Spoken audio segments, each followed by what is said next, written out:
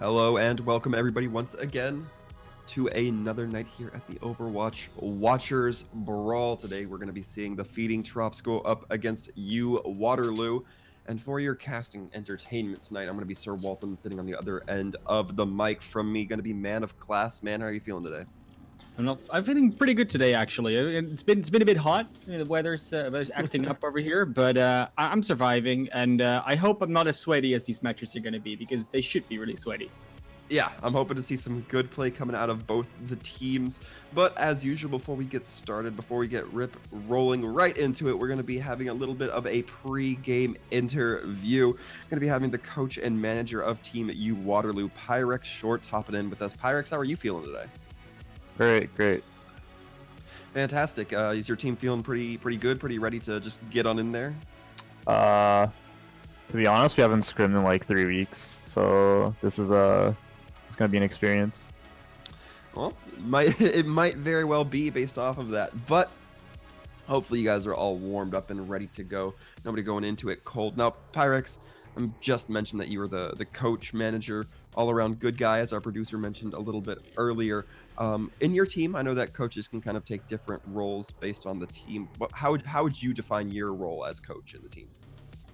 So I'm the only staff on the team, so that means like during scrims I would like spectate and try to improve our gameplay, and also outside of that I would like analyze replays and like do one-on-ones, stuff like that.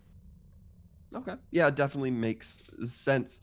Now, of course, we do have that Twitch MVP vote going on in the chat. It will be up shortly if it's not already up. But Pyrex, do you think that there's anybody in particular that the viewers at home on the should be keeping an eye out on the side of UWaterloo for that MVP vote? Oh, definitely Demo. Okay, fantastic. And Damo is the DPS or the... He's a hit scan, yeah. Okay, fantastic. I'm sure that everybody at home going to be loving to watch that action. And one more question before I let you go here, Pyrex, and we can get right into the action. Do you guys have any, without spoiling too much, of course, do you guys have any basic strats? Do you have a preferred comps or anything like that that we might be seeing come out a little bit more consistently? Honestly, just goats. Okay. We're just gonna go goats. Well, yeah, we have a strat. All right. Well, hey, a strategy's a strategy, even if it's a tried and true method, so I can't blame you there. Gotta look forward to keeping it kind of fundamental sometimes. So thank you very much, Pyrex, for coming in, answering a few of my silly questions, and hanging out with us. But we're going to go ahead and be kicking it back over to the game. Best of luck to your team, my friend. Okay, thank you. Now, Man of Class, we are going to be starting on Eichenwald. How do you feel about it? I feel pretty good about Eichenwald. I really like the map. I'm a bit sad that we won't see Eichenwald with the hero bans and picks coming in, because that's often makes it a little bit more interesting.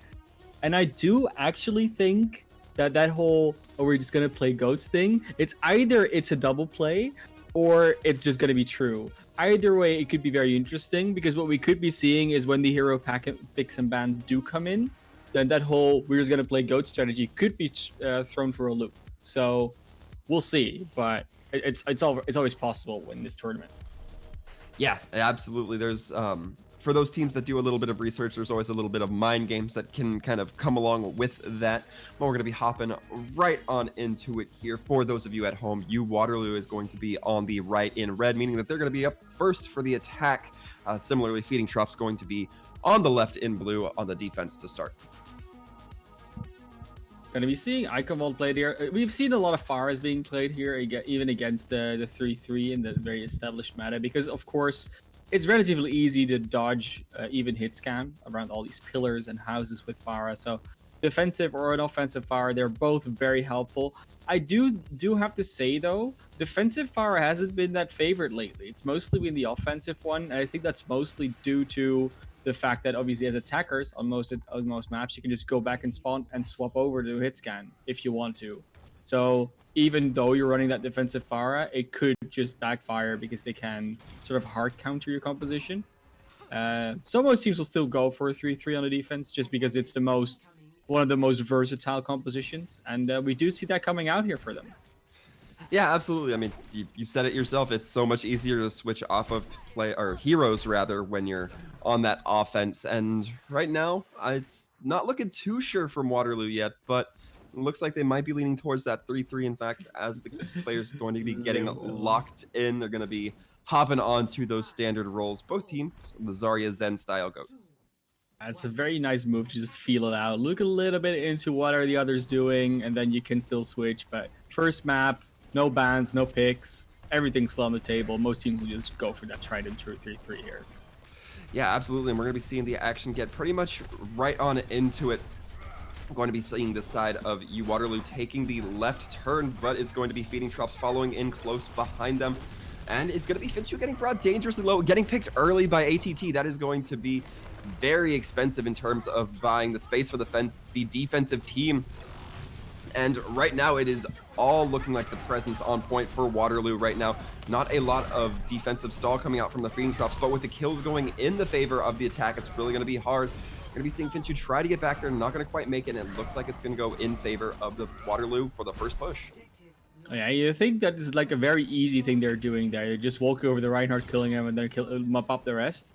And yes, it looks very easy when you do that, but Ghost is not as easy, guys. There's been like a 70+ page thesis written about it by now, so it's more than just pick 6 heroes. It's not as easy, and we might see a little bit of a decline soon. I mean, there's been a lot of speculations about horse metas, but they're looking very strong here, and they've already taken the high ground of the attack, but they will drop off back a little bit back to the payload. Yeah, Finchu going to be holding, just trying to get a little bit of a view before dropping right on down. We're going to be seeing the rally come out from both sides. Both Zenyatta still holding onto their ults, might be wanting to wait for the fights to break out just a little bit. The grab and hammer coming out, but budget ML7 going to be coming out with the Transcendence. However, calculated AF getting swept up by Halo Angel, meaning that they will be out of the fight. And with that, Finchu getting the charge pin, but not going to be in position to capitalize upon it and going to, in fact, get punished because of that. And now Halo Angel going for the very bold pin, however, will not be on the punishing end of it. And it's just going to be more progress on the side of Waterloo. That's surprising that they managed to get out with as much as they did. And a lot of that is due to Finchu almost doing a suicidal move, just charging into the enemy team, and his own team not following up on that or choosing not to follow up on it. I don't know exactly what happened there, but had they followed up on it, that would have been a very different outcome and more kills fed over. So they have a good chance to contest there now. Yeah, there will be the contest after Derlac going to be throwing that Diva Bomb in at, going to be taking down Jack. And then Lucio Salvier coming out with the boop on the Halo Angel, going to be knocking, or it was the grab actually.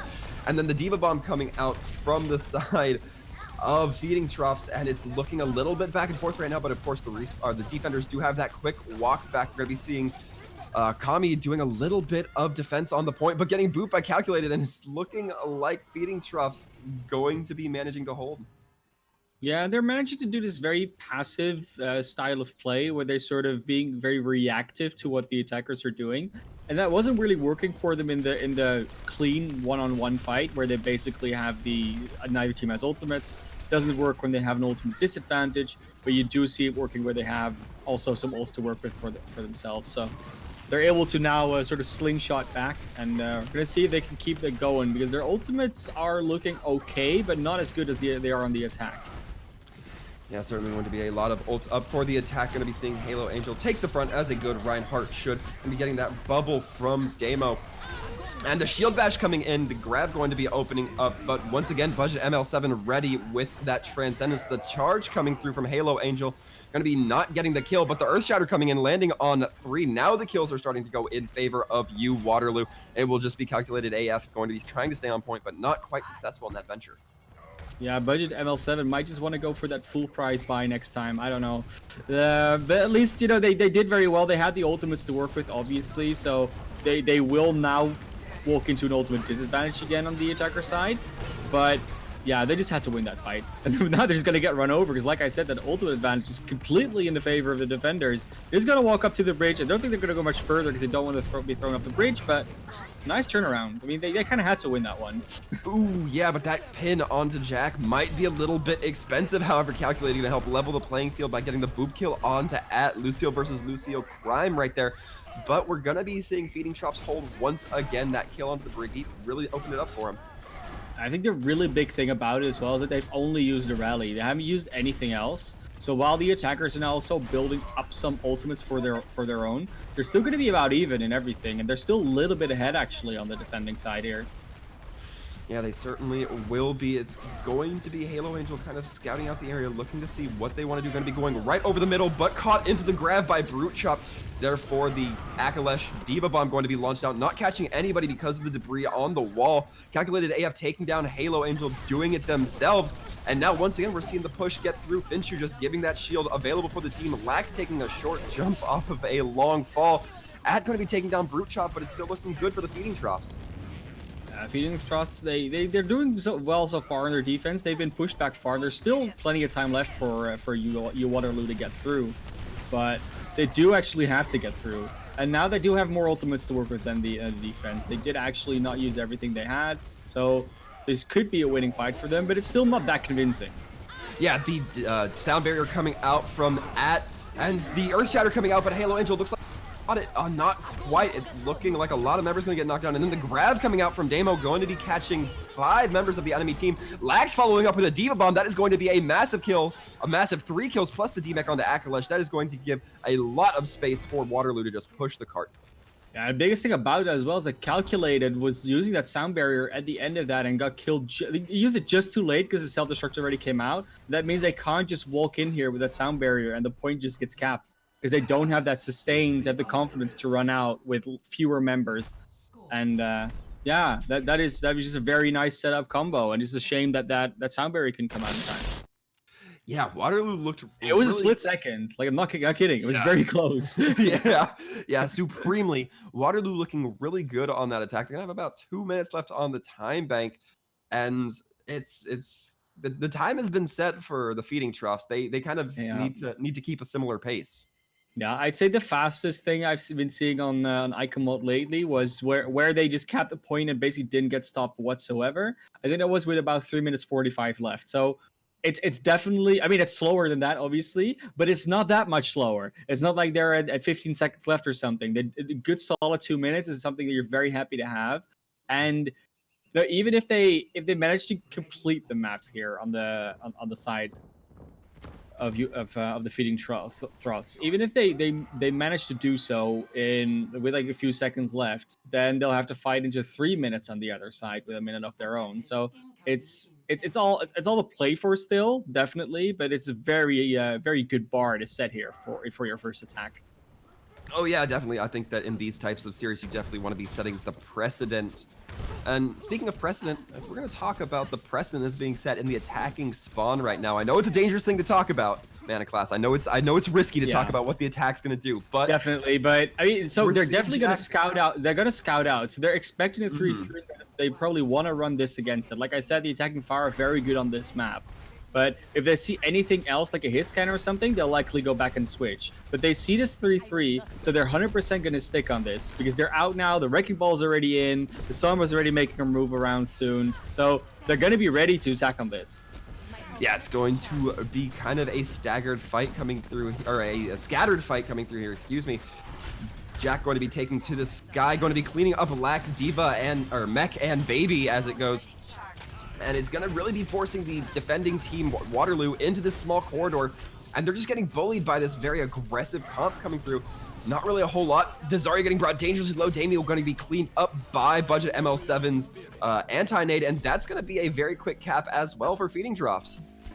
Now, you can really see that, I mean, we had their coach obviously in the channel, Pyrex Short, saying like, yeah, we haven't really scrimmed in a few weeks. I always have good faith that that's true. He didn't lie to us.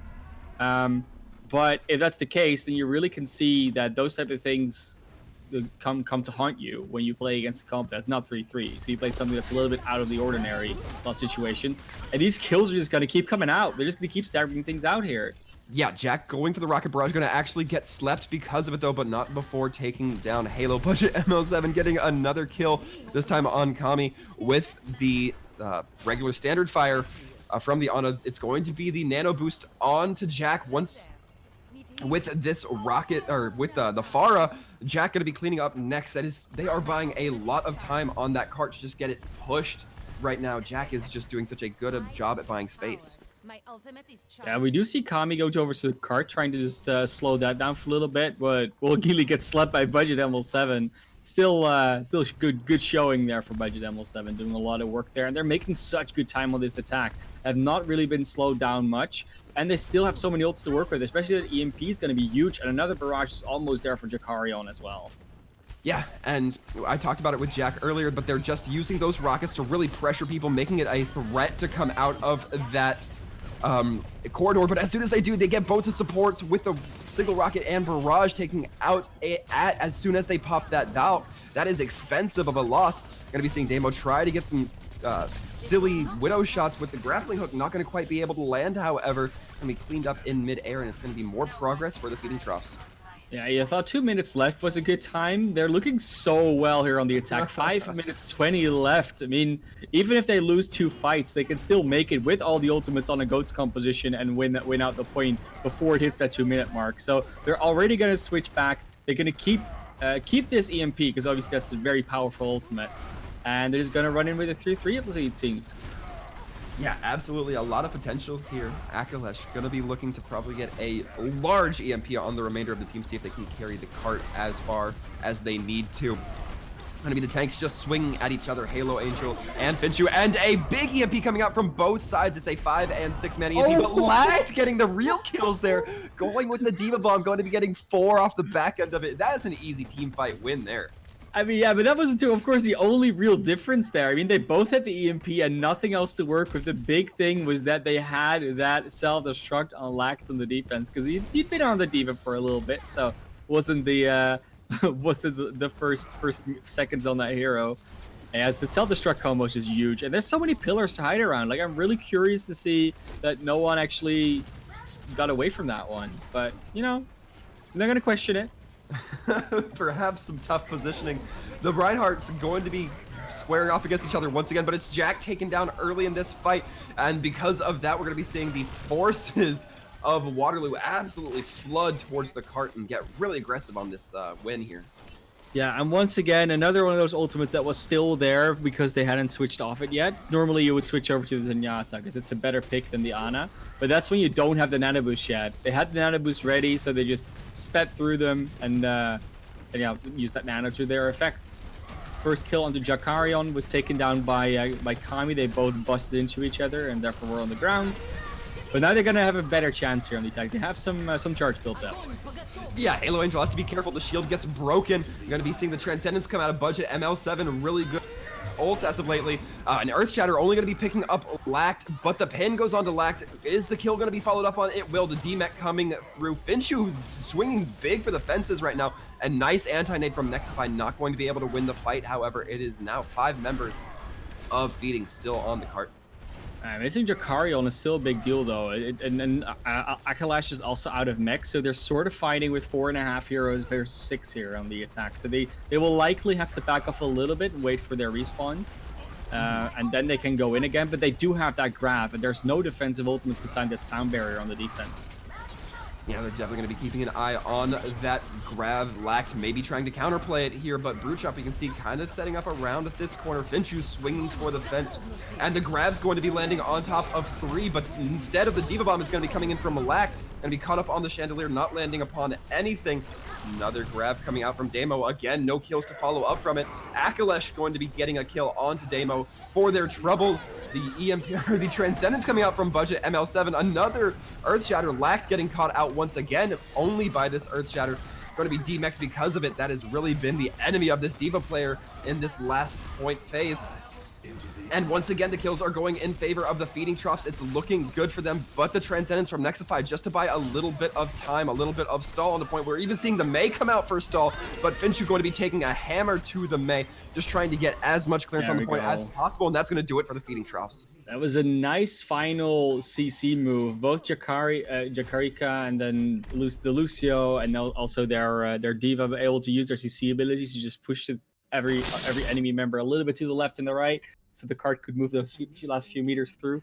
Nice to see. And they made it with 8 seconds less. You you buy a little bit of time with Transcendence. That's like the difference it makes. But it's very nice layering of support ultimates from the attackers actually in that last fight. They started obviously with that sound barrier that they had, and the Transcendence came out just to sustain everything more. And the rally finally came online, and they all just followed each other like very nicely. There was actually a little bit of a gap between each ultimate to give a little bit of space.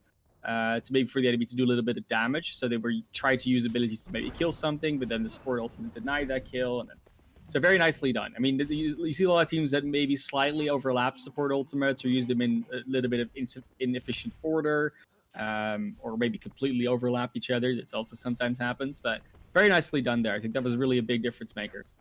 Yeah, that can absolutely be the thing that separates one team kind of from another in a very similar skill level. Just the ability to kind of, as you said, layer those ults. It's Someone's breaking their promise, by the way. I'm gonna say that straight away. They either lied to us or they made a promise that they were not gonna keep. So mirror comps on both sides here.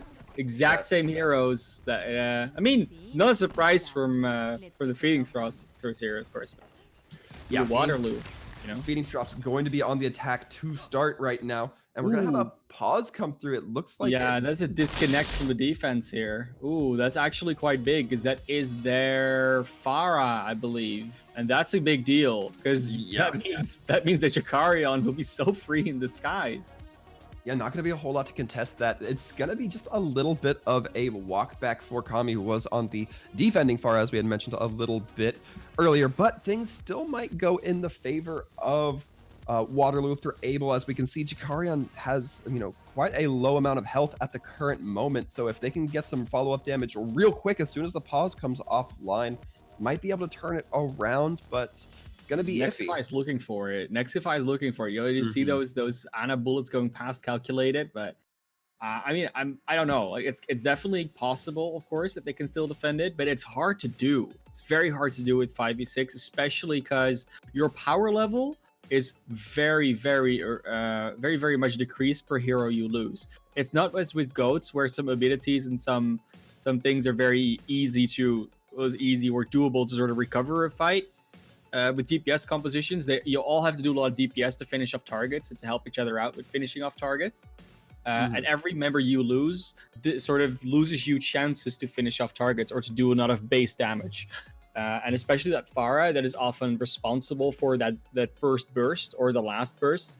It's a very impactful hero, and that ultimate's also very good. So Jakarion will, regardless, probably be ahead in ult charge in a lot of other ways. Yeah, definitely going to be something to look forward to as we get moving.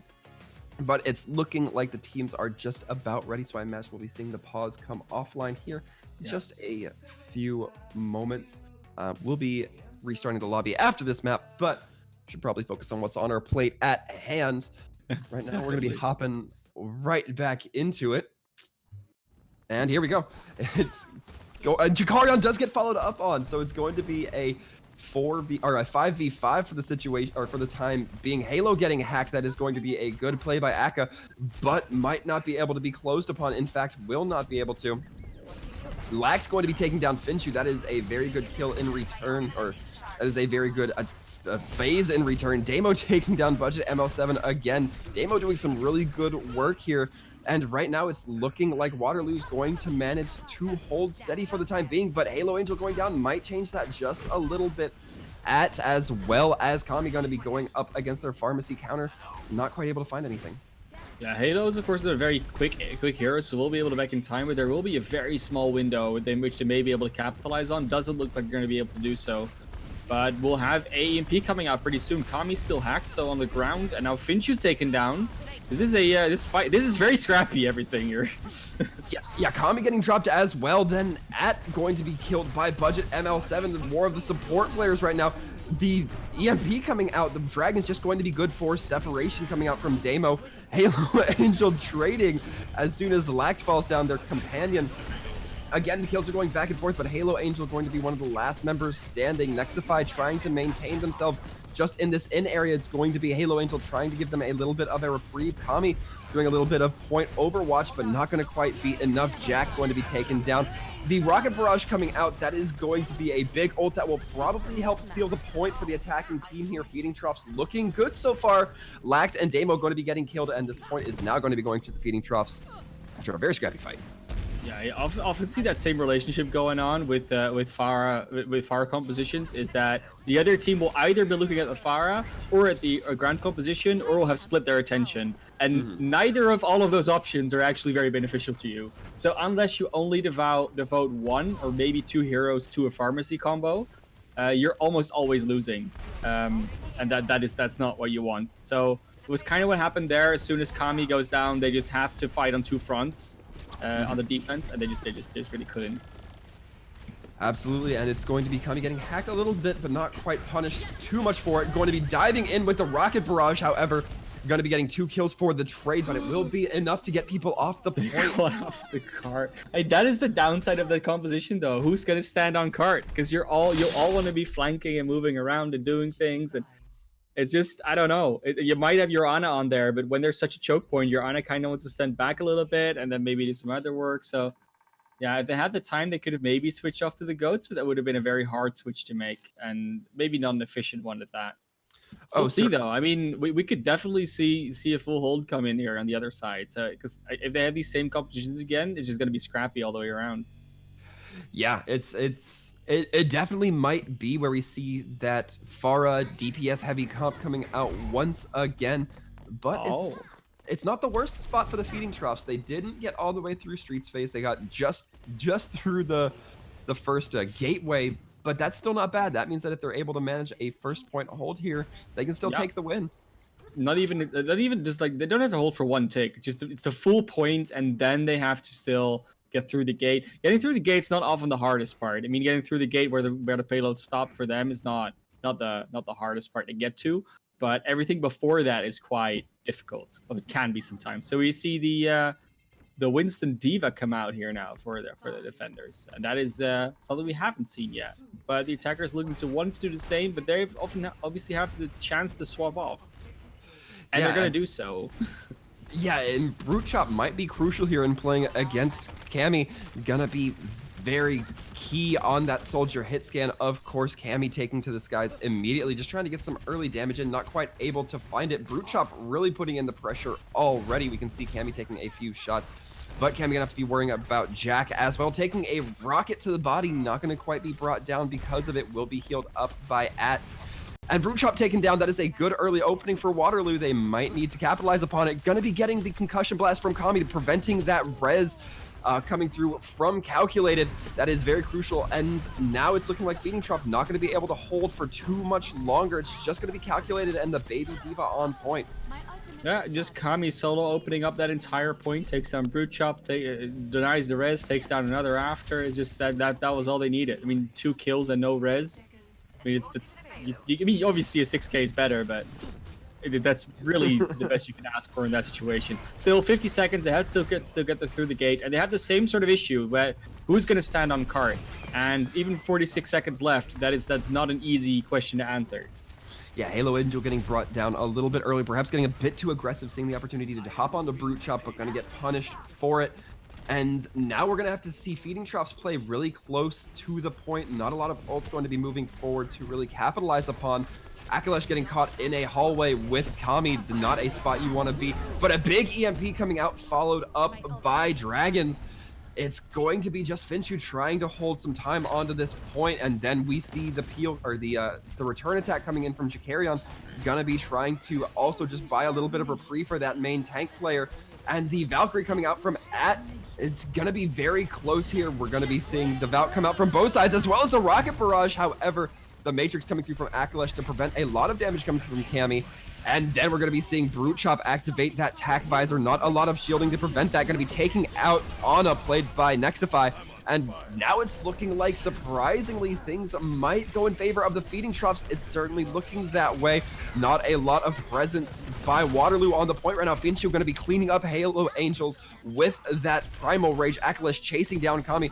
And right now, overtime is ticking down so fast, and it's just going to be going in favor of the feeding troughs. And that was close. I mean, they had to get through that thing. And the big difference there is that Finchu and Akalash were on the tanks. They were constantly in those side rooms. And when you're in there, you can constantly keep blocking out that cart from moving forward. Because if they don't do that, that cart's just automatically going to move through the gate and almost getting to the point of victory. And that's a lot harder to defend than when you keep it in that gate or even in front of that gate. So very nicely done. And yeah, I mean, it was basically all up to Kami. While Kami did very well getting those picks on the first point, it also denied a lot of ult charge from a longer fight for the rest of the team, which meant the defenders could also build up ult charge at about the same rate in the next fight, and then over and over it sort of builds up, and then you get the sort of even ult situation, and there wasn't a lot of time to shift that in anyone's favor decisively. So nicely done, but very close maps. This could be a very good series. Yeah, if you had asked me earlier where I was expecting this fight on Eichenwald to end, I would not have Not said there. the Not very there, first definitely part not. of Streets phase. That was a little bit wild, but we will be taking a short little reprieve from our lobby while we just get things settled out. It looks like we're trying to get some pings. Fine. Yeah, we're getting some pings resolved. Just getting things in a new lobby will be good. I mean, Yeah. it's a big country, you know, the East Coast, West Coast, Central. It happens, you know, that sometimes the lobby is just not that ping resistant for everyone. And if we move to a West Coast lobby, it's going to be a party for me. So, yeah. Well, you take the It's okay, advantages though. where you can get them. I'm in Central. I get to split the difference. No preference here, but we're going to be hopping right on into it. And with Eichenwald having just been played, that means that obviously we won't be seeing Hollywood up next. Man, do you have any ideas as to what the next map might be coming through with the ban system? Oh, I mean, the map ban looks to be very, very outspoken. A lot of teams will just ban out an assault map. Paris is a very popular choice to ban, but since barely anyone picks Paris, you could also say let's not ban Paris because no one's going to pick it anyway. So let's just pick ban another assault map. Yeah. Obviously, it doesn't really make sense to ban a hybrid map right now because you just played a hybrid map, so you don't have to ban one right now. You could ban one in the next round if you want to, but it can't be played. It can't be picked right now. So any of the other types, 100% what they're going to go for, at least in my opinion, what I would logically think. I am curious to see, though, whether it's gonna, like, which map it actually is going to. Because that's where we're always set up. We're like, yeah, I just don't know what they're going to go for. Yeah, it's always a hard read here. If I had to place money on it, if you were making me guess, I'd say just based on how consistently we've seen it in the past and all that stuff, I'd say Lijiang, it's going to be high up there. I would anticipate that if we don't see Lijiang in 3 maps or 2 more now, I'd be quite surprised. It seems like one of those Could be, and especially, I mean, when you're feeding Troughs or Troughs, you've been doing very well with these TPS compositions, or at least you like playing them. I definitely feel that they might have the upper hand in them in most cases. They could very well go to like ban out maps which are more cemented goats wise. So they could ban out certain maps that they feel like, yes, you can play DPS here, but goats is just overall a better composition, which on Eichenwald is on a lot of parts actually arguable. It could have DPS if you have some momentum, especially that first point's very good for it. Yeah. So control maps are often very good for DPS. At least they can be very good for DPS compositions. That's where we saw them come out most and quickest, etc. So banning out a control map is probably not in their MO. They don't think that they're gonna do that. Like Oasis, Lijiang, they're just good maps for DPS comp. If I would have to guess, it's either they're gonna ban. Oh yeah, so they're gonna ban Paris. They could have also gone for a map like Junkertown, even though that's also DPS heavy. It's one of those maps where you don't really know what's gonna happen most of the time. And Paris is right now still one of those maps. It's a map where yes, DPS can work, but there's also a lot of Orisa compositions that are getting played that people just don't want to play into or don't want to play themselves. Plus, the map is still new.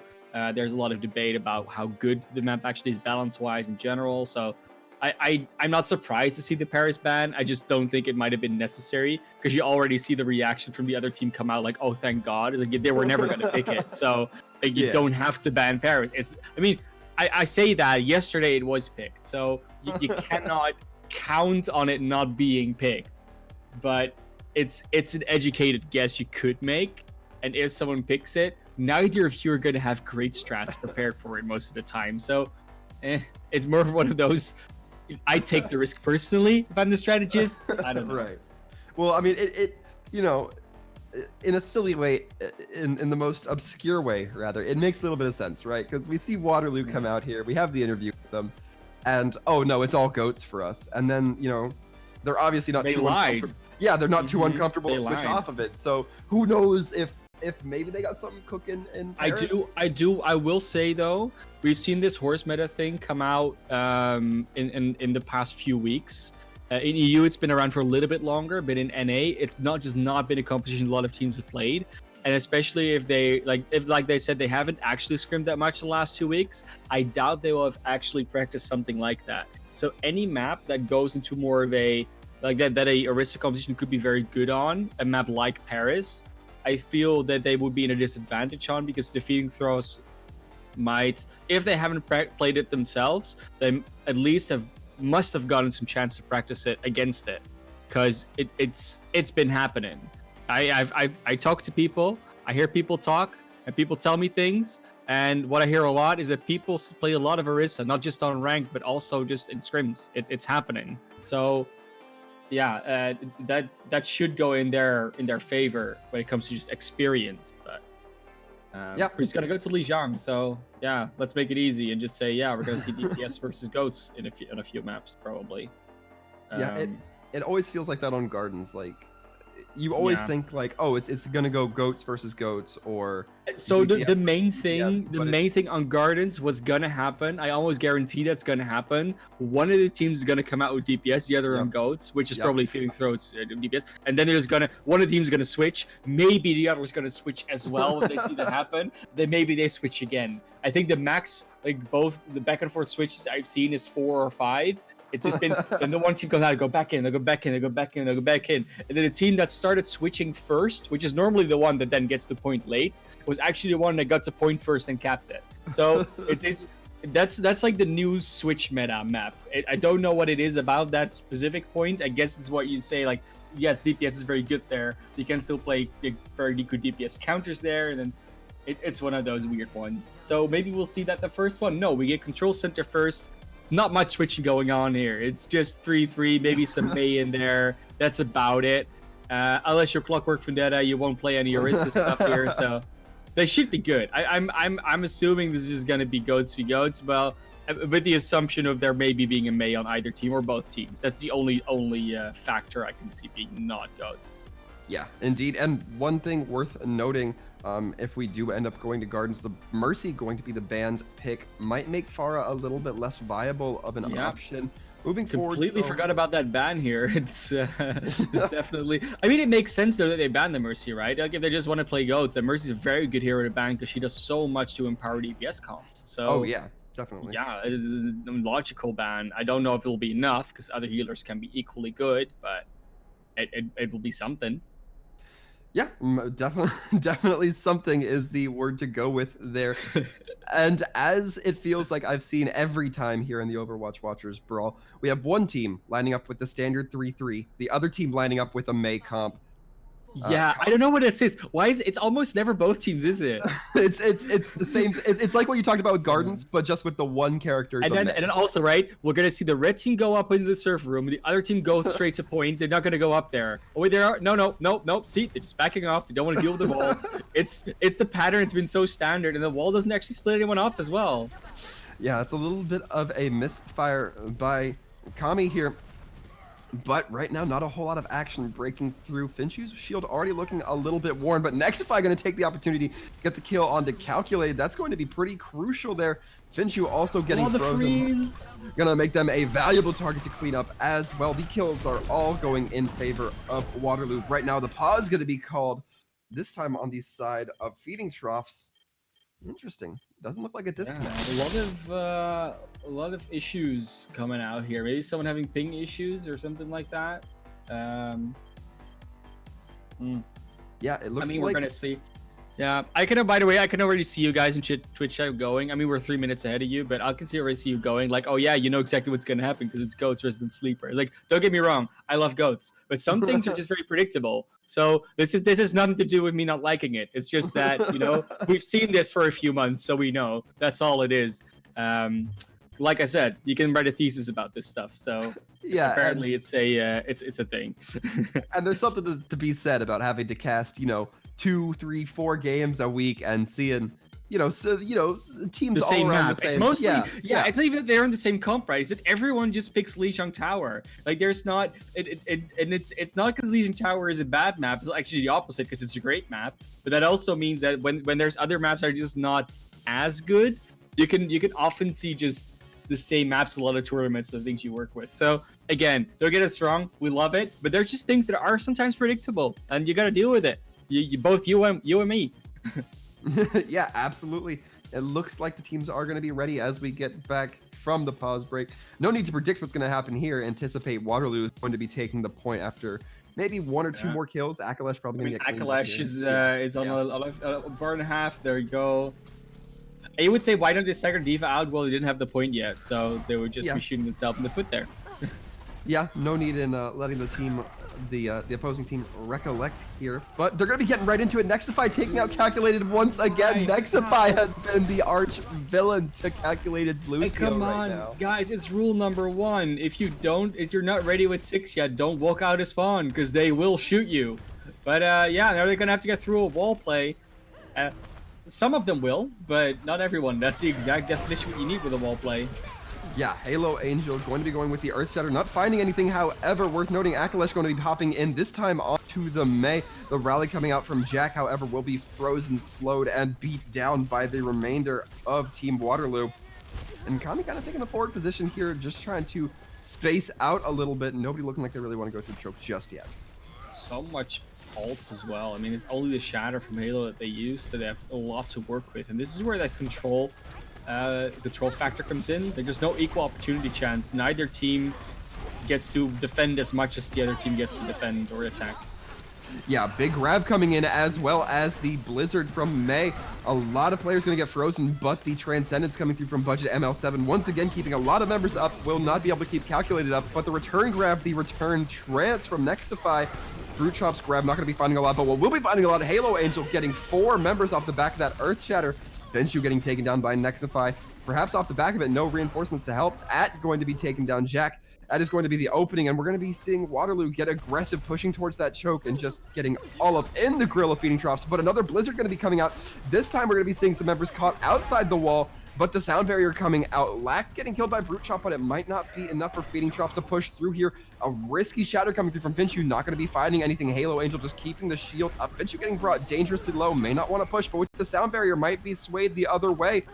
And now a grab coming out, this time from Damo. Brute Chop close to having theirs up as well. May not return with it, however, especially since that Earth Shatter from Halo Angel going to be landing.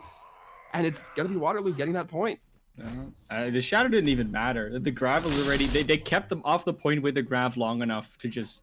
them not being able to touch it. So, very nicely done there. I'd say that was just like a very... yeah, there's like a very, very dominant showing here when you get the defense with the Mei going. And a lot of teams are still not really familiar with the way to break through it. Some teams are very good at like baiting out rotation, so they think like, oh, we're gonna go to the left, and then they go back mid, and then they go back to left again or something. They'll always, you'll lose a little bit of time, but at least you get through cleanly, and that was not the case here. So, yeah, good start here for UWaterloo. Yeah, we're gonna be taking it this time to Night Market. Going to be see Jack once again on the Pharah, trying to get a little bit early burst damage coming through on those big beefy tank targets. Gonna once again be pressuring the team into the cover, which we see come out so often. It looks like it's gonna be a pullback from Waterloo, switching their composition maybe just a little bit. Yep, Damo onto the Soldier. And Damo going over the Soldier, and the DPS versus not a lot of DPS actually, and Soldier's often not enough in these situations. A lot of teams will just go for the McCree because the burst is a little bit higher, But interesting to see this choice for the Soldier instead. Let's see if that actually will pay off for them. Yeah, indeed, Brute Chop on that Widow might be trying to get some valuable shots, not landing anything quite yet. Jack going to be doing a couple of rocket blasts into the opposing team's backside. Jack getting brought really low and be cleaned up by Damo. In this case, the Soldier was just enough. The anti-nade going on to Halo Angel, not going to be able to be closed upon. However, Damo still getting more and more kills. Now we're going to be seeing a flip from Waterloo, but it's still the Feeding Troughs trying to fight this out. That Hammond not quite able to find too much yet. Halo Angel going to be getting slept, then hacked. This might be the opportunity that they needed. The Hammond almost getting the boot, but instead going to be getting booped themselves by Lact. The kills going back and forth. Halo Angel going to be dropped, and Jack now going to be striking back with a little bit of force, trying to put the hurt onto Damo. Not quite able to just yet. Can be getting anti-nade to get brought dangerously low. And Brute going to be taking them out with a melee rifle butt to the face. And is, again, looking back and forth. Brute going to be trying to get on the point. Not going to be quite able to do a whole lot on that Widow. However, the Diva Bomb coming out just to get the remac from Lact. And it's going to be Waterloo continuing to hold this point. That is until Finchu going to be swinging by just to get out and get back with their team. Very nice nice fights early on. I mean, there's some percentage for both teams. Jakarion will just give the life away, not feed too much ult charge, because you don't want to do that. They're going to swap over to this 3-3 now, but they're going to keep the Sombra. Akalash is obviously with an EMP going to be very impactful, and there's not that much to defend on the other side. They might even be able to bait out the sound barrier and then deny it with the EMP. It does not look like it's going to go that way. EMP going to be coming out right before the sound barrier. Damo going to not be as well getting that tack by as well. Going to be taking down 4 members. That is crucial. And now the pressure's really going to be on for Feeding Troughs. And the pressure's really on for them. And of course, they won the first map very closely, but this map is far from close. I mean, I guess that ban on the Mercy really forced a lot of things that they didn't want to do, and they were really practiced with that Maygoats. So when they force it into this more mirrored matchup in the style that they want to play on, it looks like they're doing very well. They are getting forced off point now, so they are going to be completely just giving it away for free. Yeah, and of course we're going to be seeing Damo switch off that Soldier, meaning that there's no charge with that Zarya. And Earthshatter coming out, Flesh going to be the only one knocked down by Halo Angel. However, the kills will not be followed up upon. Halo Angel as well as Finchu going to be swinging at each other, but Finchu going to be the one followed quickly then by Halo Angel.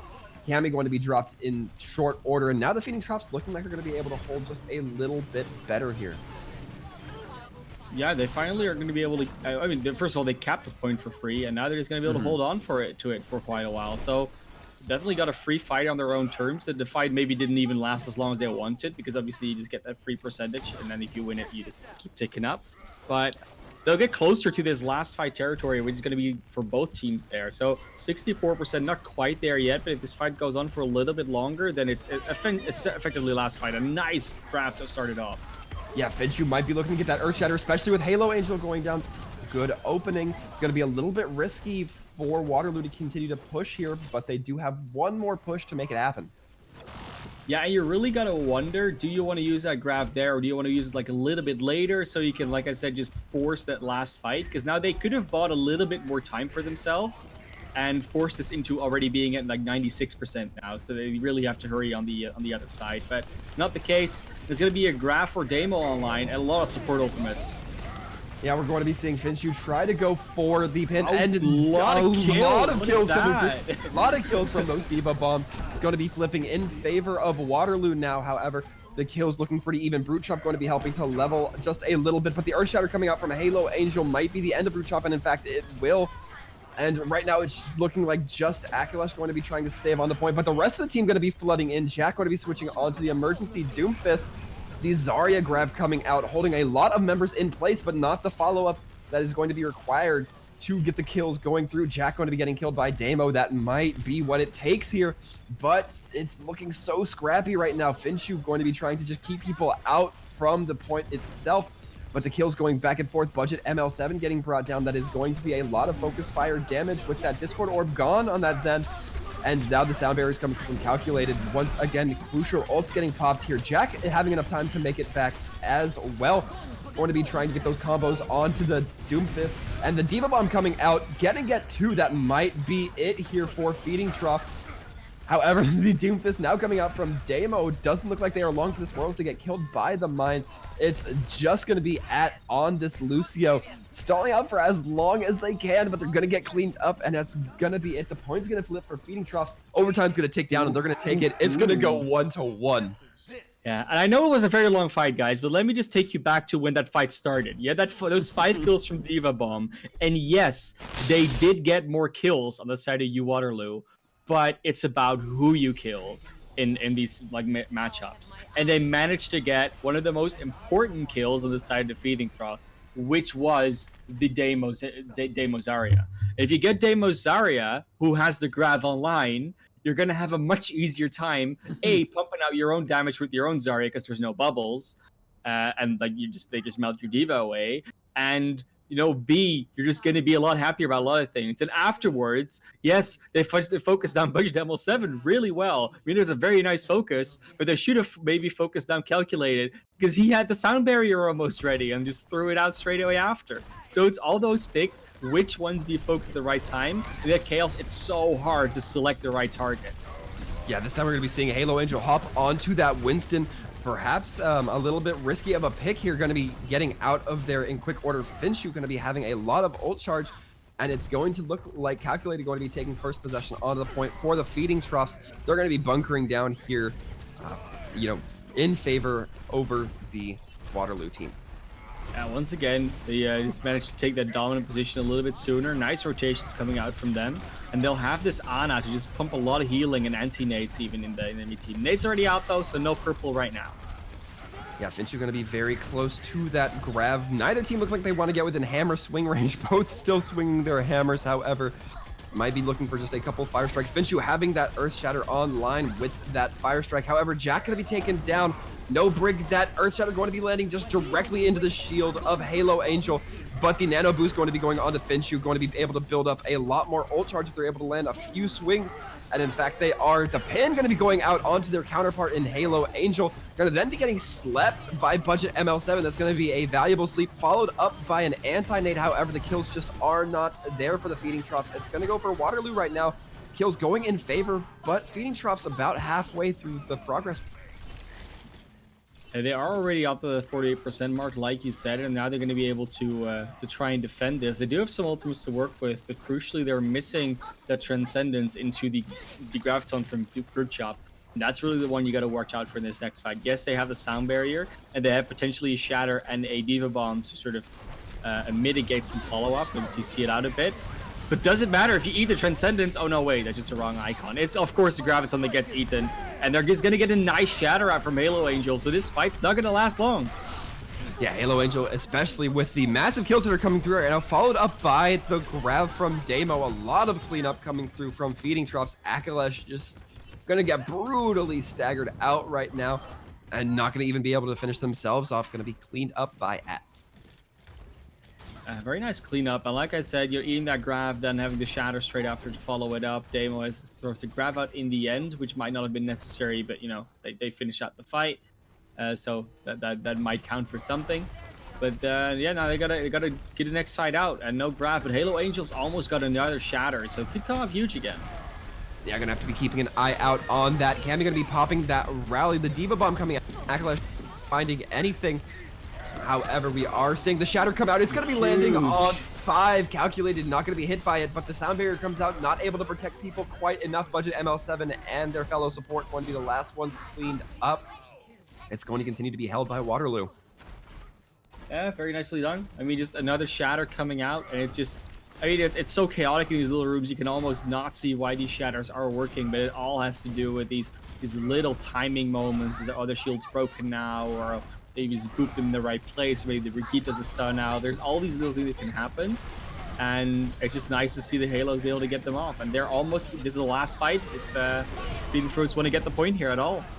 Yeah, Diva Bomb going to be separating the team of Feeding Troughs just a little bit. Akalesh taken down, and a lot of members now dropping Feeding Troughs. With the sound barrier coming out, you got to think it's looking good for Waterloo. The Earth Shatter going to be coming out just on the Jack, but that will be the cleanup that is necessary. Waterloo are going to take this one. Yeah, they're going to take it in a fairly convincing fashion. I mean, they slipped up a little bit there on Night Market, where they, I wouldn't say they necessarily gave it away, but that maybe could have gone into their favor had they just made a few little mistakes that they didn't do. So yeah, I mean, nicely done. Obviously, like one of these beautiful environmental kills. You always get play of the game if you get more than one for those. So nicely done, and follows it up from Brute Shop as well with the sound barrier. I mean, that's as nice as a play from Lucio you can get, I think. I mean, apart from like even more environmental kills, I think that's what you're gonna be really happy with. And we saw all of the members on both teams do a lot of work, and everyone showed up in their own right. So that's good to see. But you know, if as a viewer you have one of those players, you think, guys, I mean, you know, he's saying everyone's popping off here, but this person just popping off a little bit more. Vote on that MVP vote. It's underneath the Twitch. It's just in the panel there. If you're on DLive, just hop over, click it, go back to DLive. That's fine. You know, clicking it, that's all we really care about. That's what the players care about. It's not even us. It's just the players. They keep asking us, guys, make the viewers vote for MVPs. And then we're like, yeah, we were trying. We're trying to come up with these clever segues, and they're just not doing it, apparently. So Yeah. do it. Yeah. Yeah, so you're just gonna start getting ham-fisted segues that just randomly burst into, hey, don't forget to vote for. So Yep, make sure you guys it's are gonna doing. happen. Mhm. Make sure you guys are doing that for us, for me and Yeah. Mana Class, as well as for the players out here. That we know that they love the support. So definitely got to be showing the love all around. Yeah, honestly, I don't care how you do it, but I want to see 100 votes total in the end. And if I don't see them, I just gotta keep coming up with even dumber segues. It's gonna keep happening. That's gonna have it's our combined punishment, because you don't like it, I don't like it, but that's good. It's gonna happen. Make 50 fake Twitch accounts for all I care. You gotta vote. You gotta vote. And we will be going on to the map selection and ban Oasis phase. bans.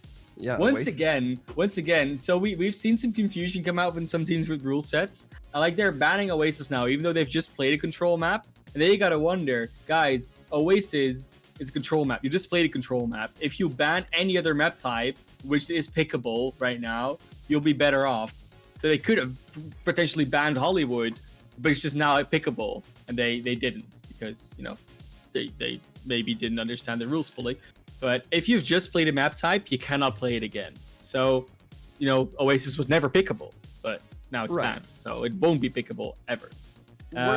Worth thinking that maybe the feeding troughs not as comfortable on these brawly deathmatch style maps. So Maybe. they might just be taking advantage, saying, hey, we're gonna have to get rid of this map. No, but they're not the game ones mode." banning it. It's UWaterloo banning, because they won the map. Oh yes. Yeah, is that's what going I'm to be the saying. case. Yeah. Very So- interesting. Very interesting. Yeah, so I mean, we are 1-1 in the series right now. Both teams won a map. UWaterloo a little bit more convincing than the feeding thrust in a lot of ways. But we're gonna see this feeding thrust defense first, and because UWaterloo wants to start an attack.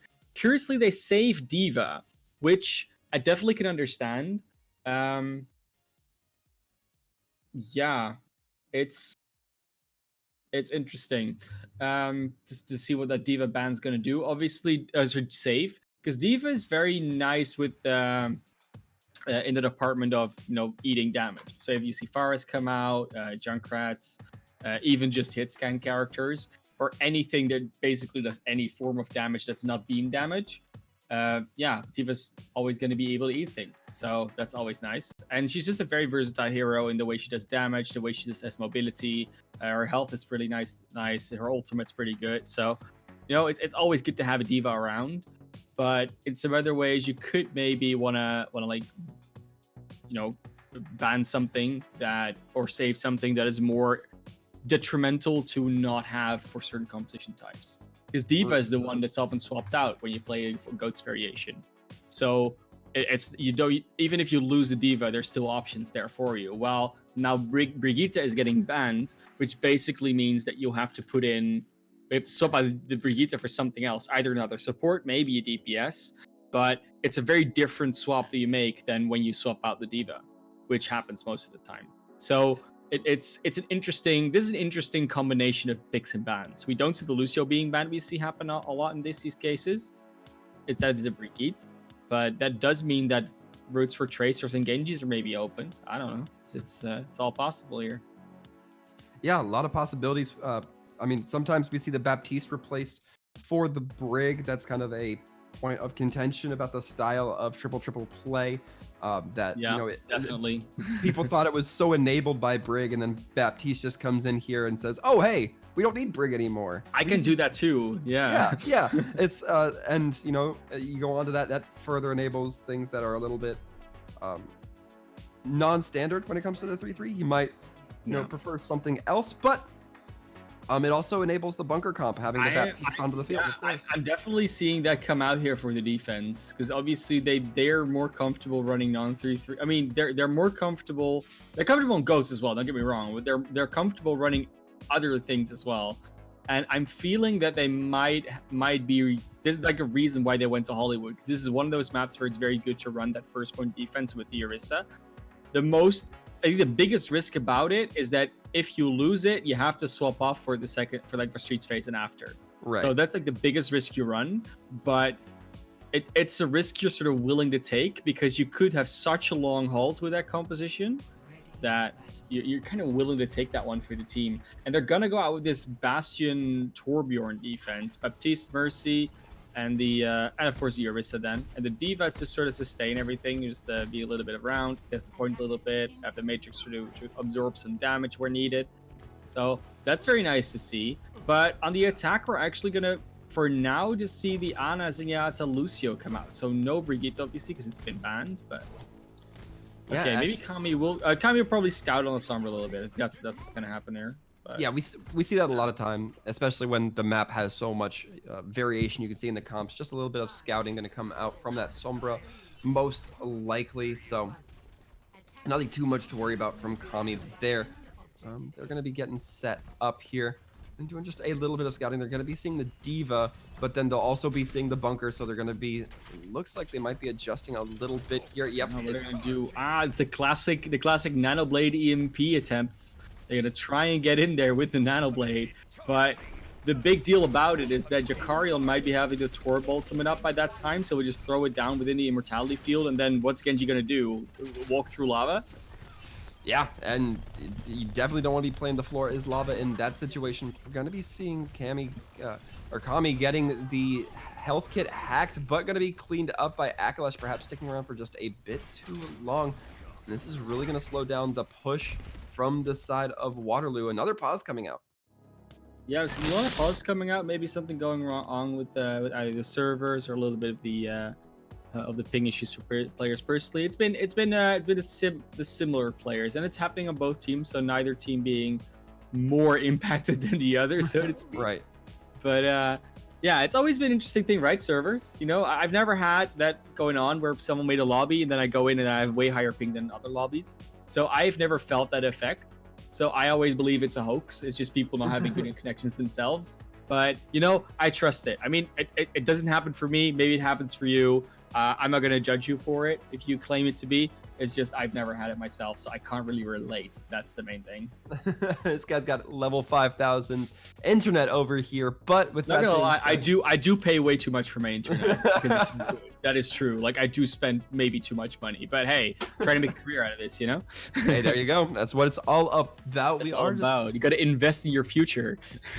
We're gonna be waiting on. But that's what these teams are Waterloo to get doing. their You know, they're play putting a back. lot of time in as They well, are. right? So we're gonna go back in. But you see these teams, they're doing like other things going around, and then now we see the Zarista defense, the Bastion, and the Torbjorn. I will say though, I'm not completely a fan of the way they set it up so linearly. So you have this Torbjorn turret that is just at the exact same place that the Bastion is. It's literally a meter lower. It's just because the Bastion's on the table and the turret is not. But the turret's even sticking out of the shield, so it can just be shot down. So I'm not that big of a fan of this linear approach to this composition. Yeah, certainly going to be tough. The turret getting taken down by as we mentioned, just being able to shoot through that shield. But a lot of damage coming through from Brute Chop on that table. Going to be getting the damage amp as well. And the Mercy Res actually going to be coming a calculated AF, going to be getting the res right in front of Cammy and Damo. Waiting for that return. Brute Chop going to be taking a quick nap. That might be the opening, but it doesn't look like that's going to be the case. Jakarian going to be getting hacked.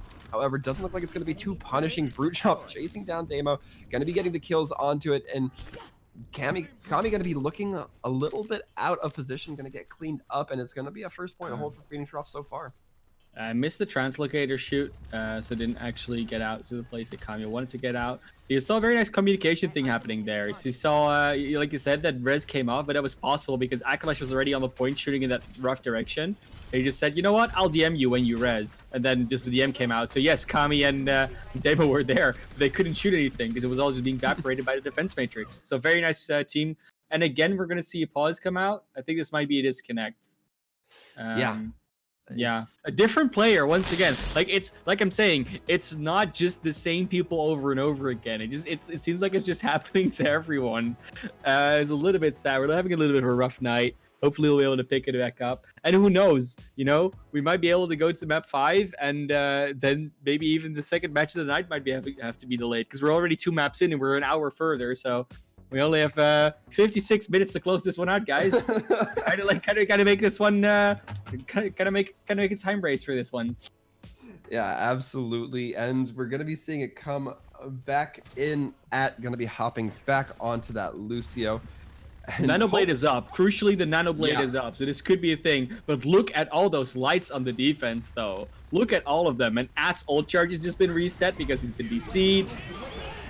Yeah, and the Nanoblade gonna be coming out, gonna be taking out Brute as the Bastion ult comes out. The Immortality Field not looking like it's gonna be enough to save the 2 members of the team.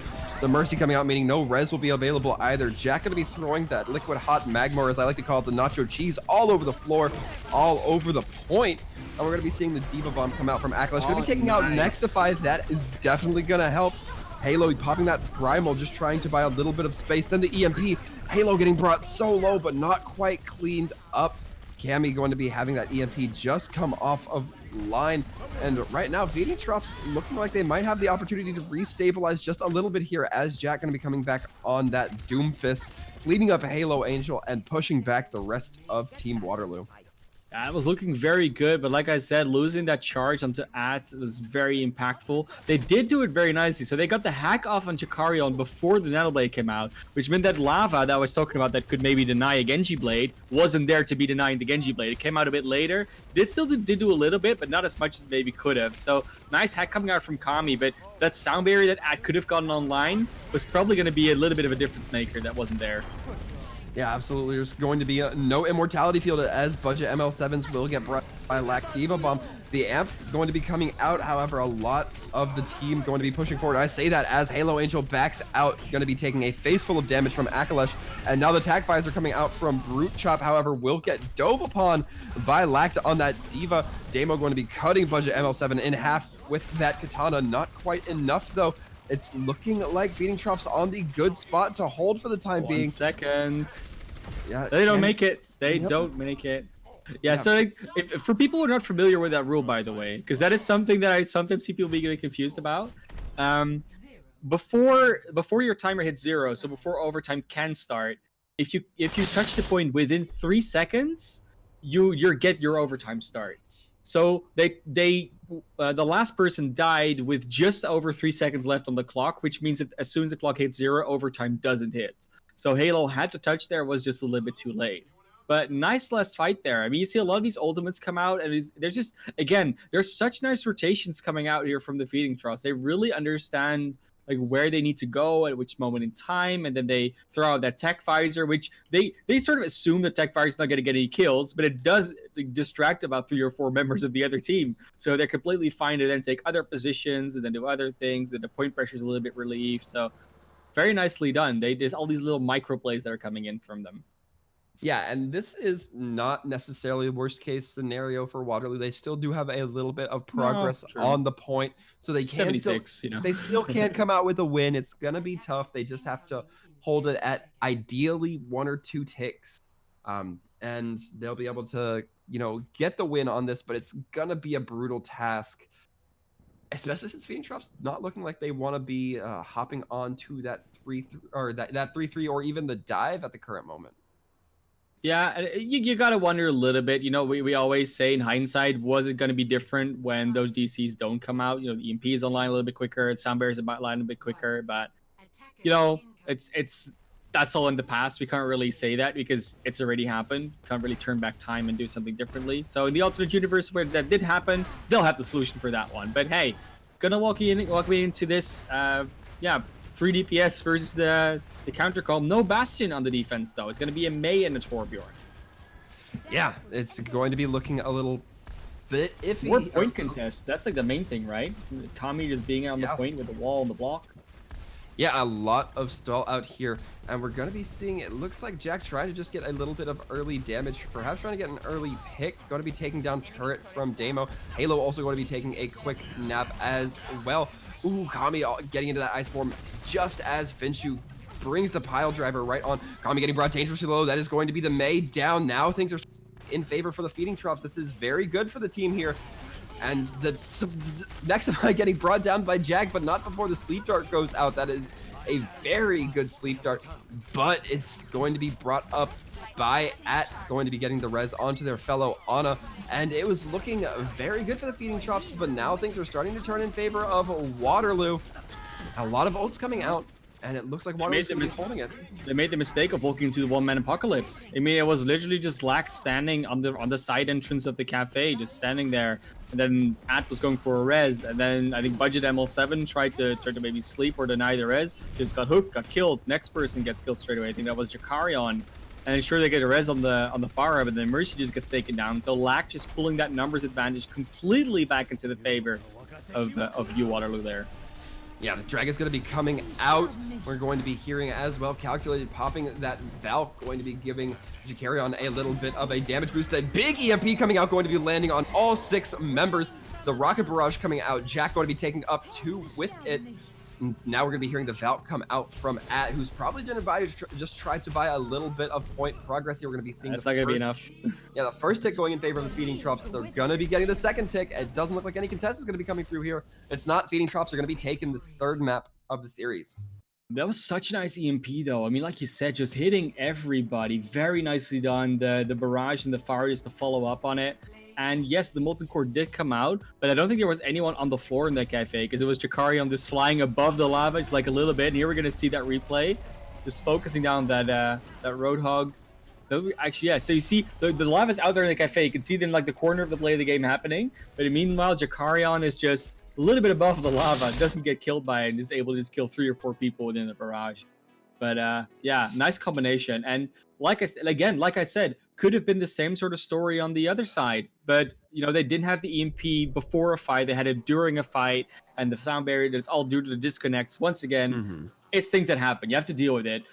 The only place where that doesn't happen is in a Blizzard official LAN tournament because they can reset every single condition in the game, even your ult percentage.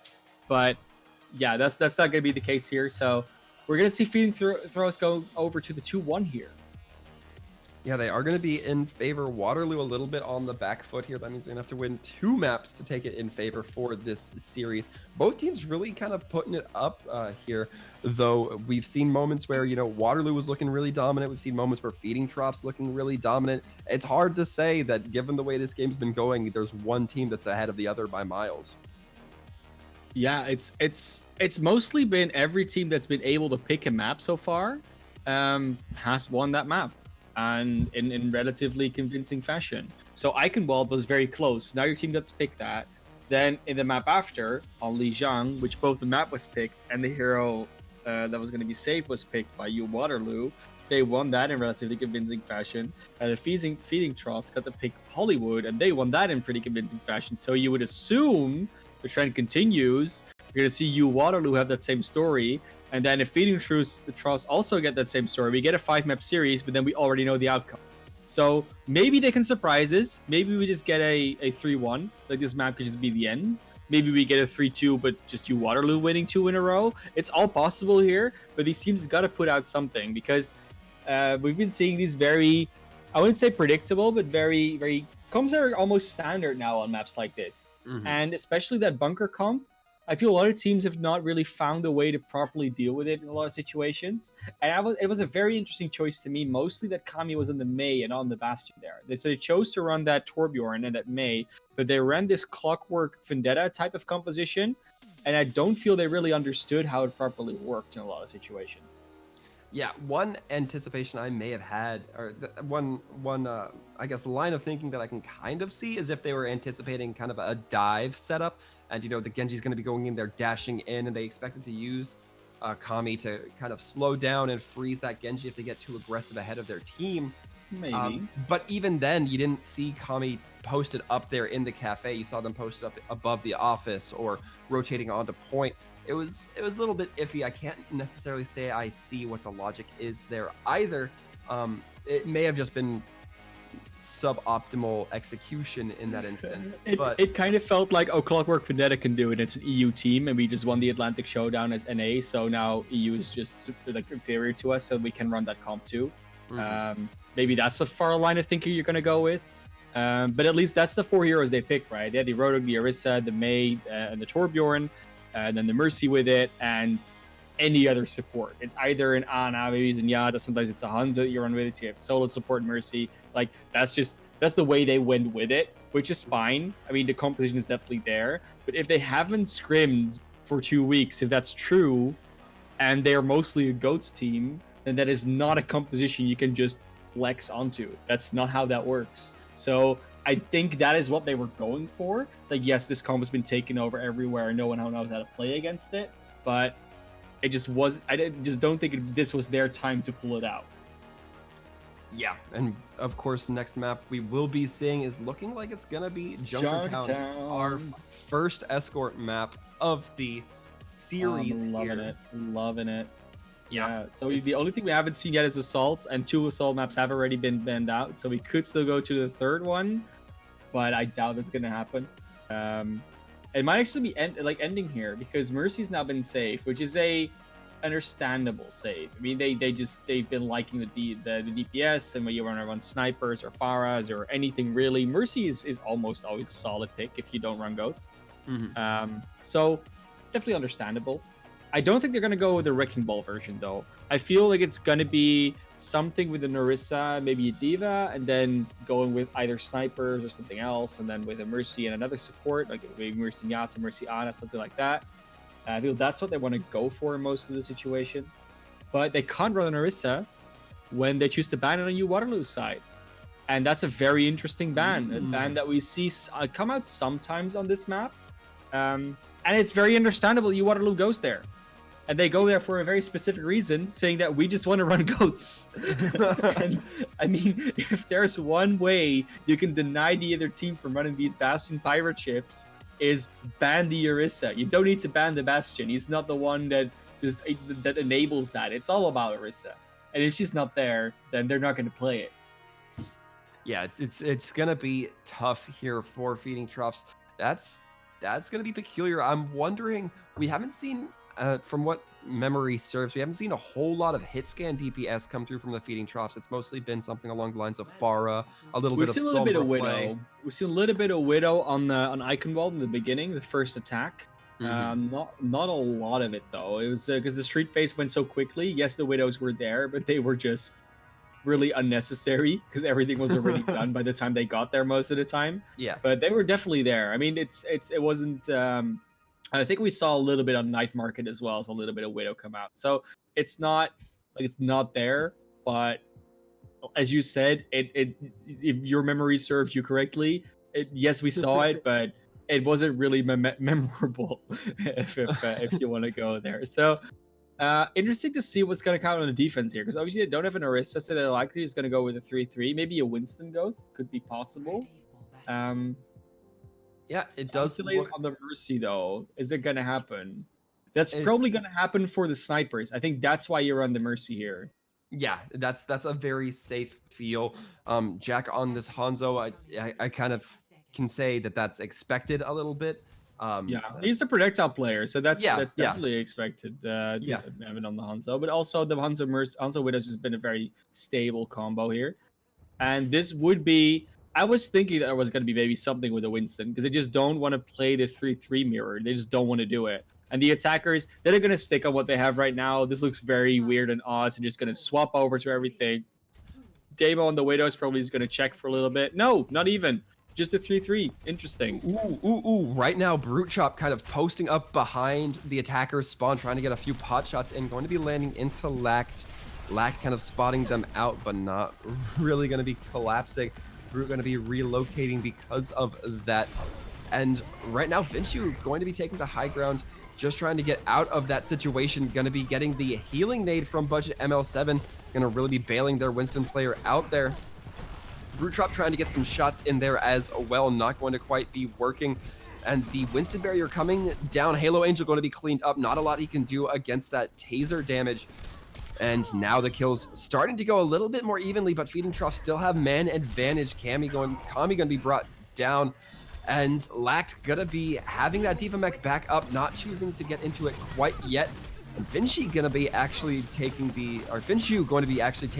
the nano boost, going to be focusing onto the Zarya, and Lucio going to be getting slept by Budget ML7, who's doing a lot of work right now in the killing department.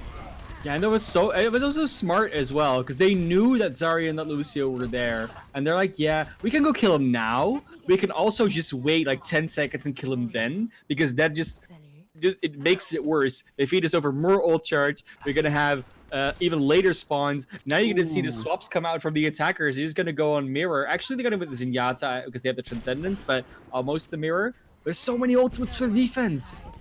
Yeah, Troughs going to be popping the infra sights, and the dive comes in from Halo Angel, but Finchu back them off, going to be popping that primal just to get the other opposing monkey out of the face of their snipers. And we're going to be seeing Finchu kind of taking a little bit of a position ahead of the cart. And right now it's Halo Angel just kind of by themselves, going to be picked up by their Mercy. Troughs taking out Nexify in the brawl, then followed up by a kill onto Damo. This Widow player looking pretty good right now. But it's looking like because of that, the pullback going to be from Waterloo. Not a lot of bolts invested from the side of Feeding Troughs. Yeah, we think back to Eichenwald, where the hit scan of Troughs on the soldier defense was not really there. But now that this Widow just showing up on the kill feed a lot, and that's always nice to see. Had that infra site to work with, but definitely a nice swap up to see that come out here. So I'm happy. I'm really, really happy to see that come out. It gets another pick of the Kami here. Yeah, Troughs going to be getting once again the headshot on the Kami, who will then get focused on once again by Akalesh. Not quite able to hang in that Transcendence range, but good dive coming through from Finchu. Going to be Akalesh just trying to head off, and it's going to be a little bit of a stall from Waterloo. Yeah, very nicely done. And like I said, they've been on the back foot ever since they had to swap up comps. They've never been able to get into an ultimate advantage state. They're still not there, and there's only a minute left. So Budget level 7 getting Dove here will likely not be able to get out, but it's still running away. And actually, yeah, they finally do get the kill, but that was close. Yeah, this time Finchu not able to quite peel Jack. Going to be taking out the opposing on a trade. Jack going to be taken down by Kami this time around. Nexify getting brought back up, and now suddenly number favors are looking very good for Waterloo.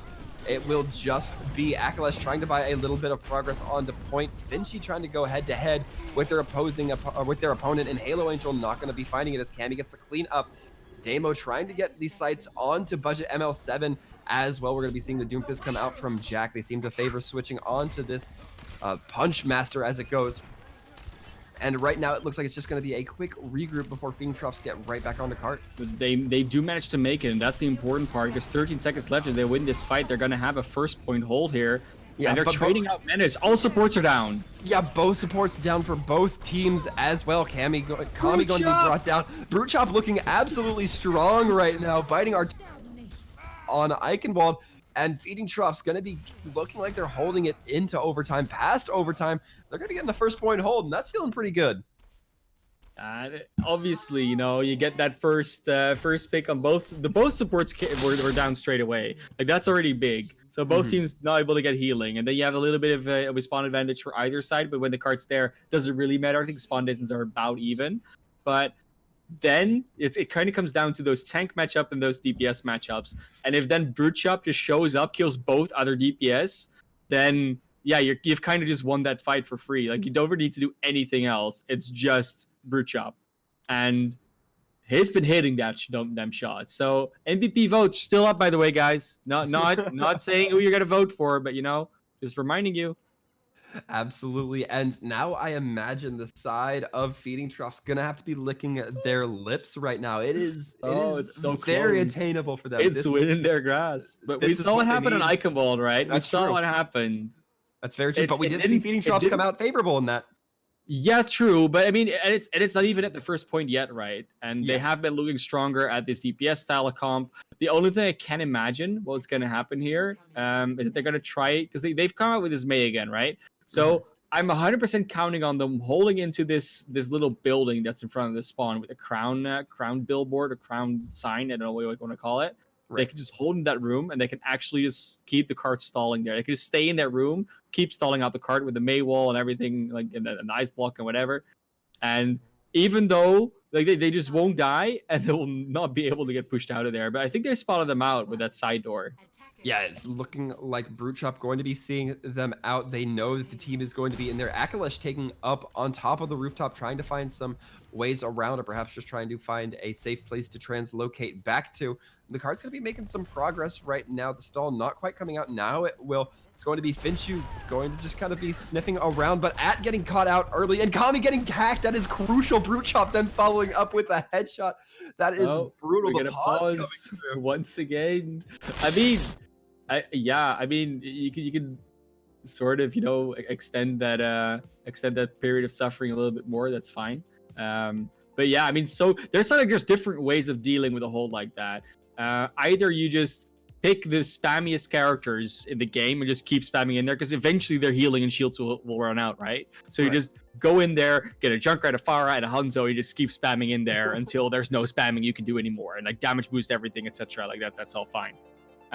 They went a different route. They went with what they have. They have two snipers in Brute Shop and Jakarion.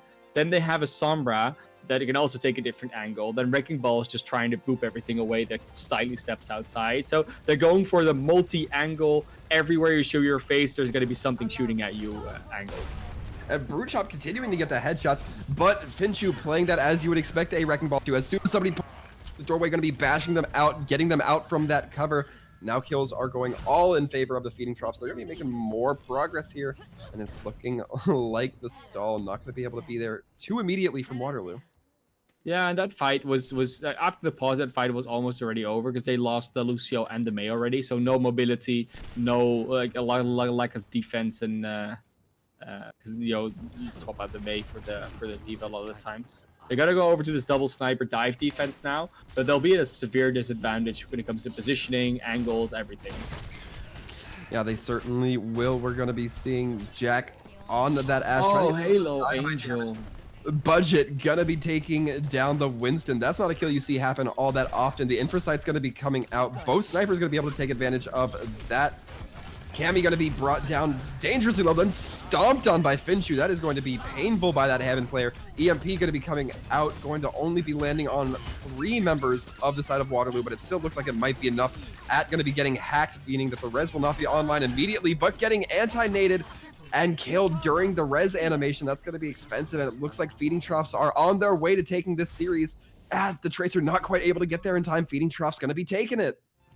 Yeah, 3-1, and the series is over. And I gotta say, I wouldn't say it's anticlimactic as an ending. I mean, you could say like, oh, it's over like that, but I mean, you get these plays of the game. This is what it was stuck. This was basically what the map was. This was all. Nothing else was needed. So takes down the Mercy, then the Ana falls as well, then goes to take out Kami, just an SMG shot actually, and then somehow dodges that, gets the headshot. I mean, it's just a very nice sequence of events that leads to Brute Shop just completely dominating that last fight. And we're gonna get Feeding Troughs hopefully in the voice chat because we have some questions to ask them. It's not a free win. They got to pay some price. Yeah, absolutely. And that price is sometimes having to talk with casters and be annoyed by us every once in a while. That's just how it goes. 100%. Yeah. It looks like Finchu going to be the person of the hour to hop into the booth with us. And as I say that, they're going to be hopping in right now. Finchu, how are you doing? I'm doing absolutely excellent. How are you feeling after that, my friend? It was pretty stressful. The Blizzard servers seemed to be having some funkiness, so I was on a solid 700 ping for about the first 2 games. Yeah. Third game, the training weights came off. I got down to a pleasant 50, and we won. Yeah, it seemed like there were connection issues going through for both, Feeding Troughs and Waterloo. So it was a little bit touch and go there for a lot of the game. But you guys seemed pretty comfortable. You stumbled a little bit on, I think it was Li Zhang, but managed to pick it back up. What was kind of going through your guys' mind when that was happening? I think we were all extremely tilted because of the ping issues. Like Mm. it was literally like I'm holding up shield, I'm staring this man dead in the eyes, and we get shattered through it. Yeah, So I think we it's- were not 100% in the game at that point. which I can't say is unfair. Connection issues sometimes one of the most enraging things. I've personally noticed it's gotten bad ever since the event started. I don't know if that's just my personal user experience or whatever the case may be, but me and Man were talking about it a little earlier. Sometimes you just have to. Sometimes it's just a part of it. But you guys did pretty well so far. You guys seem really favorable for that DPS heavy style compositions.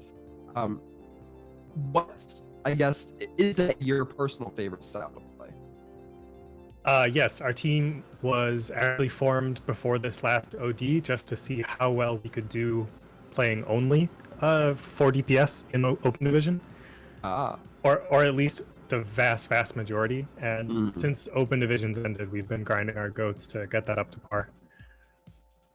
fantastic. Would you say that Hammond, therefore, is one of your favorite tanks, or Ryan, Winston? What's your preferred?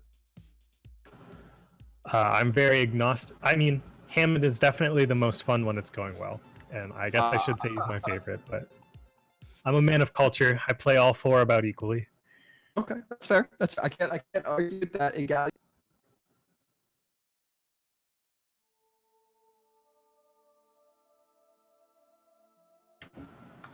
Is Looking The like voice cut out some for voice like 5 connection. seconds. Yeah, have yeah, some voice connection. yeah. It's okay. I can get that up. We'll get that one for you, Waltham. So, I Thank mean, you obviously you won this match now, and that's not a surprise because we can see it on the screen. You won it. Um, this is your first this is your first Watchers Brawl, right? If I'm not mistaken. Actually, well, it's the first one I've played in. I used to coach, Mhm. and one of the teams that I coached went through the Watchers Brawl maybe 4 months ago. Okay. Well, that's at least been quite a while. Your next match is against Boundless. Have you like scouted that team out before, or played against them before in scrims, maybe, or like, do you know anything about them, basically? I know they ended somewhere in last OD. I don't really know Right. much about them or who their players are. Do they have any notables? It's a very unfamiliar team for me as well, so I'm with you there. But then that's why I'm trying to get some information out of you. I mean, that's something what these interviews are for. But that's not a problem. I mean, on the other hand, though, I mean, there was a lot of things going out here. Like you said, you were very practiced on that quad DPS, at least the multi DPS compositions, because you play that a lot. Then we saw that Orisa strategy coming out on Hollywood, and that's of course a very nice defensive strategy. Did you pick that map specifically because you have that prepared, or was there something else going on there? That was a bit of a freestyle moment. We used to play Orisa bunker there all the time, and we've stopped a while ago and decided to just run goats. But Okay. goats seemed entirely non-functional with the ping issues, and I figured Orisa Shield is the most going to be the most like functional hero here. Okay, well, it makes a lot of sense. You know, it's we were talking that the quote unquote horse meta is coming back into it a little bit, so we thought it might have to do something with that, but turns out it was just a blast from the past coming back into it. Always Yes. nice to hear. Was there like, were you sort of expecting them to ban Orisa on Junkertown? That's another question I kind of want to get into. I guess we didn't really care too much about the bans because our team's so flexible. Pretty much anything you ban isn't really going to matter. We figured we would go Orisa double sniper if they didn't ban Orisa, but they banned Orisa, so we just went one of our other comps. There's Winston double sniper. It's just swap one tank out for the other. Very nice to see. Yeah, I mean, you've won the map, obviously, which is the match and 3 of the map. So that's always nice to see. We always appreciate you coming in here, but we also like to give you a little bit of a you can either ask us a question, do a little shout out to something, just talk about something you want to talk about. So I'm gonna give you that opportunity now, Finchu. Anything you want, just shout it out. I don't know, you want to give praise or you want to you want to insult, it's all yours.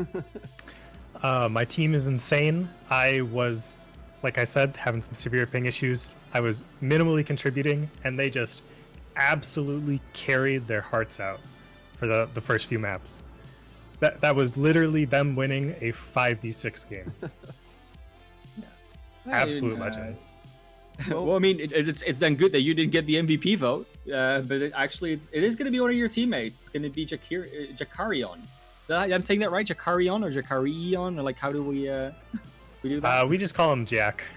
Jack, that's fine as well. You know, it's whatever. He got the MVP vote at least, so you can congratulate him on that later. But yeah, for now, congratulations on that win. Nice showing of you. Good luck against your match against Boundless in about a week, a little bit less. And yeah, maybe we'll talk to you again next time. All right, well, thank you. And with that being said, everybody, I think we are about ready to wrap it up here at the Overwatch Watchers Brawl. We'd like to send a big thank you to everybody watching out there, everybody showing support for the teams, everybody putting those votes in the MVP chat, everybody hanging out in the Twitch channel, whatever the case may be. But for your casting pleasure, I've been Sir Waltham. You can catch me at Twitch or Twitter at Sir Waltham. And on the other side of the table, got Man of Class. Yeah, I've also got a Twitter, which I post most of the stuff I do on. I've now got a new logo because, you know, support the pride. So that's there. It's Man of Class OW. Very simple, very elegant, very classy, if I say so myself. Yeah, you can follow me there. If I do anything on other channels or for myself, you know, I'll almost always tweet it out or retweet the thing that tweets me out. So if you want to hear my voice more, that's where I'll be. And yeah, other than that, I would like to mostly stress that you should not follow any of us before you have followed the Watchers Brawl, because that's where we're all at. That's where we cast. That's where we get all these wonderful opportunities. And it's just the Watchers OW. That's what it is. The Watchers. So Watchers is plural. Don't forget the S. OW. On Twitter, on DLive, on Twitch, it's everywhere. And we don't care where you follow us, as long as you follow us. That's all we want. Yeah, from us to you, major love. We want to thank you guys once again for tuning in. We hope you guys have a great night. Stay safe out there, and we'll catch you in the next 25 minutes for our next game. Hope to see you there.